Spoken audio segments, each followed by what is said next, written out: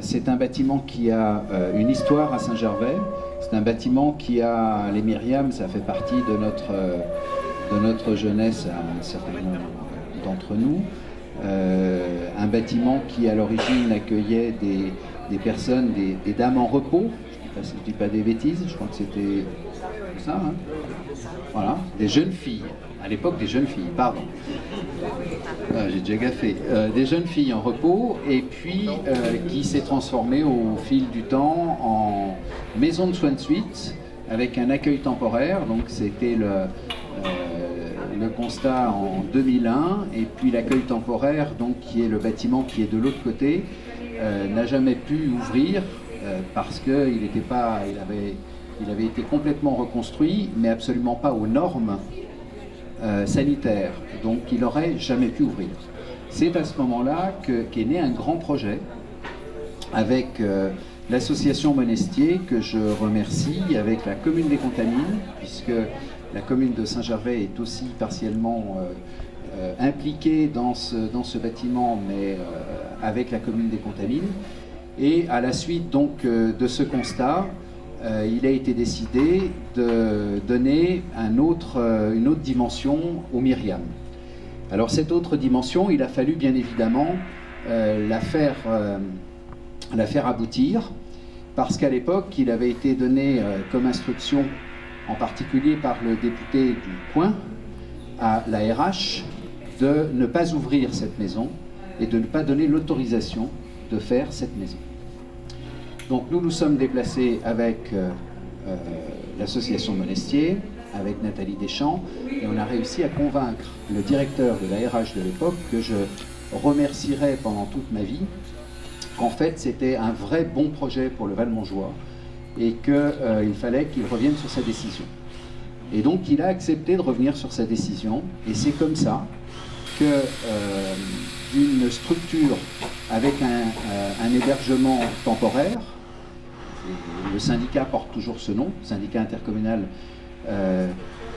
structure d'hébergement temporaire, SISHT, et bien que c'est devenu une structure de soins de suite, donc un SSR.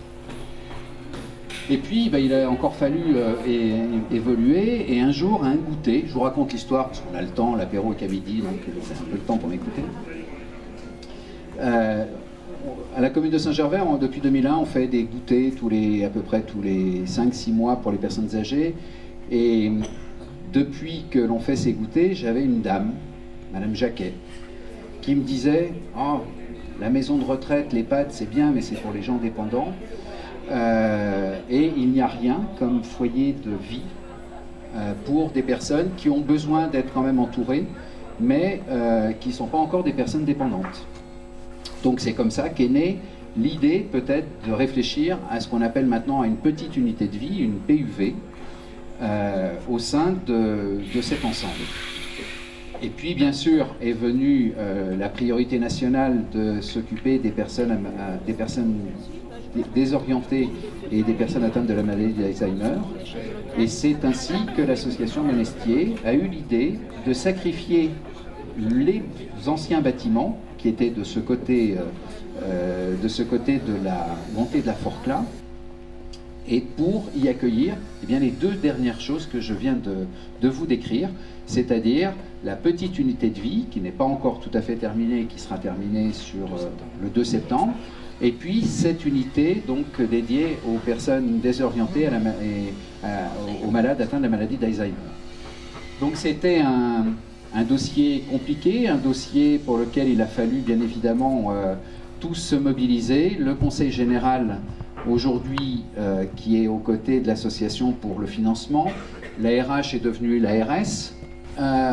Donc l'ARS, c'est pas tous les jours facile.